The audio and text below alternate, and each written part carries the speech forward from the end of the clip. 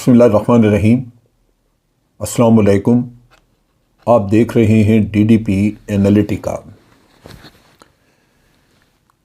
پی M L N کی government نے petrol کے اوپر کچھ لیویز کم کی یا باہر صورت پیٹرول کی قیمت کم کی 12-12.5 روپے کے پر لیٹر کے حساب سے، لیکن اس کے اوپر اب تنقید اور خود حکومت کے اندر کچھ اختلافات پہلے بھی تھے جو اب زیادہ نظر آنے شروع ہوئے۔ اس میں مفتاح اسماعیل خاص طور پہ ان کا تذکرہ میں کرنا چاہتا ہوں، اس وجہ سے کہ افیکٹڈ آدمی وہ ہیں۔ انہوں نے آئی ایم ایف سے سارے مذاکرات وغیرہ کر کے تو جو آئی ایم ایف کہتا رہا وہ کرتے رہے، قیمتیں بڑھاتے رہے، اور پارٹی کی جو سینئر لیڈرشپ تھی، پرائم منسٹر مریم نواز وغیرہ، یہ لوگ ان کو سپورٹ کرتے رہے کہ قیمتیں بڑھائیں۔ ان کی اپنی ایک گیم پلان تھی جو مفتاح کے ذہن میں نہیں تھی۔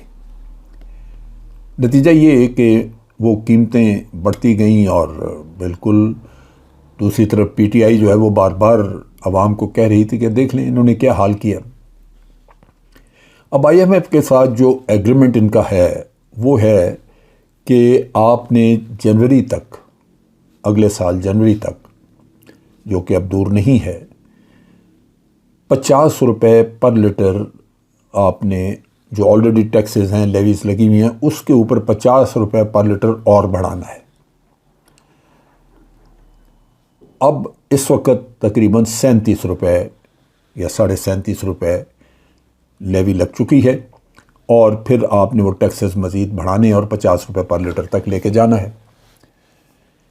لیکن جو صورتحال تھی یہاں پہ فلڈز اور اس کے بعد ریلیف وغیرہ کا کام کرنے کی ضرورت تھی، اس کے لیے گورنمنٹ کو پیسہ چاہیے، سو گورنمنٹ بہت زیادہ قیمتیں بڑھا بھی نہیں سکتی۔ حالات ایسے ہیں ملک میں کہ انٹرنیشنلی بہت سارے ممالک میں، کئی ممالک تو آپ کو فزیکلی سپورٹ بھی کر رہے ہیں، لیکن بہت ساری جگہوں پہ آپ کے لیے ایک ہمدردی کا ایلیمنٹ موجود ہے، اس نقطہ نگاہ سے کہ پاکستان قدرتی آفت سے اس وقت برے حال میں ہے۔ لہذا آئی ایم ایف نے بھی 3 مہینے کے لیے کہا کہ ہم فریز کر دیتے ہیں، یعنی 37.5 روپے تک کا جو ٹیکس لگایا ہوا ہے وہیں تک آپ کو رکھتے ہیں، رہنے دیتے ہیں۔ لیکن یہ نہیں کہا کہ آپ قیمت کم کریں۔ مفتاح اسماعیل صاحب نے جو نقطہ اٹھایا، انہوں نے کہا کہ یہ انتہائی غلط کام کیا ہے پی ایم ایل این نے کہ انہوں نے آئی ایم ایف سے اپروول، اجازت لینے کے بغیر یہ قیمت کم کر دی ہے۔ یہ بات اس لیے بھی میرا خیال ہے ان کو کرنی پڑی کہ وہ اکثر اوقات کہتے تھے کہ پی ٹی آئی کی گورنمنٹ نے پیٹرول کی قیمتیں کم کر کے تو ملک کو تقریباً دیوالیے کے دہانے پہنچا دیا۔ ان کے خیال کے مطابق یہ پی ٹی آئی نے بڑا غلط کام کیا تھا۔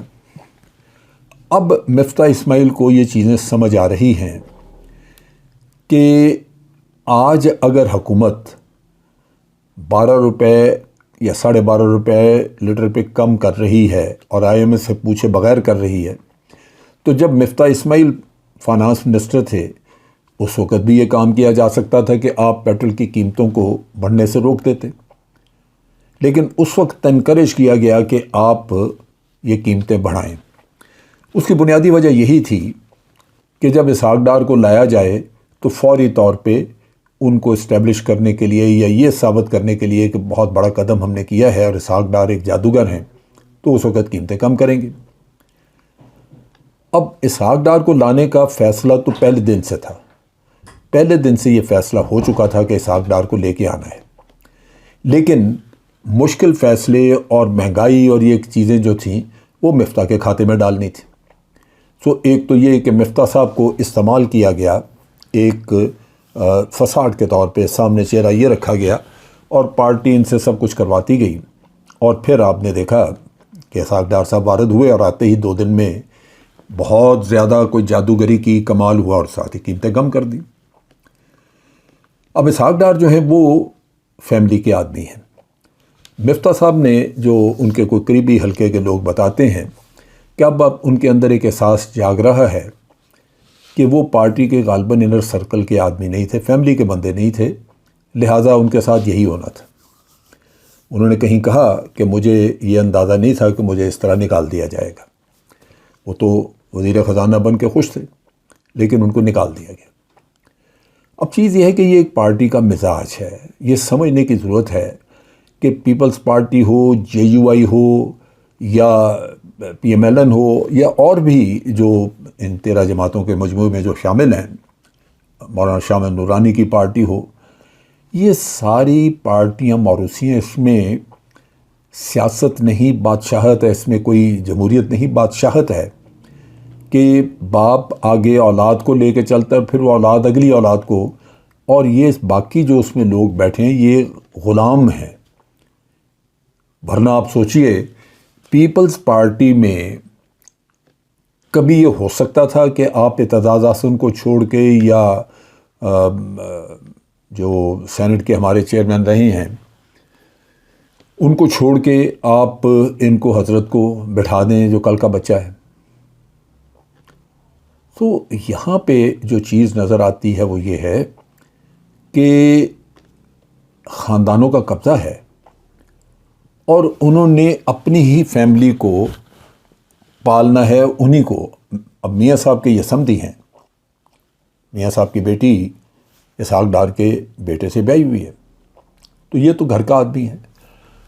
اب یہاں پہ دوسرا ایلیمنٹ بھی ہے کہ پی ایم ایل این میں میاں برادران کا ایک اور بھی جو ان کا خاصہ جو اکثر لوگ کہتے ہیں وہ یہ ہے کہ یہ کسی کو تھوڑا بہت دیکھیں کہ یہ بڑھتا جا رہا ہے تو یہ اس کو نکال باہر کرتے ہیں. لوگ کہتے ہیں کہ کسان فراموش ہیں، یہ شکر گزار نہیں. میں نے غوث علی شاہ کا ایک انٹرویو سنا جو مشرف کے دور میں جب یہ جلاوطن ہوئے تو وہ بھی جلاوطن ساتھ ہو گیا غوث علی شاہ، اپنی وفاداری نبھاتے، لیکن جب یہ حکومت میں آئے پیچھے 2013 کے الیکشن کے بعد تو غوث علی شاہ کو منہ ہی نہیں لگایا. جاوید ہاشمی اس نے جیلیں کاٹی جب میاں صاحب چھوڑ چھاڑ کے خود معاہدہ کر کے تو سعودی عربیہ فرار ہو گئے، تو پیچھے یہی لوگ تھے نا. جاوید ہاشمی نے جیل میں کتاب لکھی ہاں میں باغی ہوں، اور اس نے سختیاں کاٹیں. اس کا خیال یہ تھا کہ جب یہ واپس آئیں گے تو ہماری خدمات کی وجہ سے ہمیں کچھ پذیرائی ہوگی، لیکن وہ تو اپنی حکمرانی کے لیے کسی کو خطرہ بننے نہیں دیتے کہ اس کا قد کاٹ اتنا بڑا ہو گیا تو یہ تو ہمارے لیے خطرہ بن جائے گا، جبکہ ہم نے آگے اپنی اولادوں کو لے کے چلنا ہے.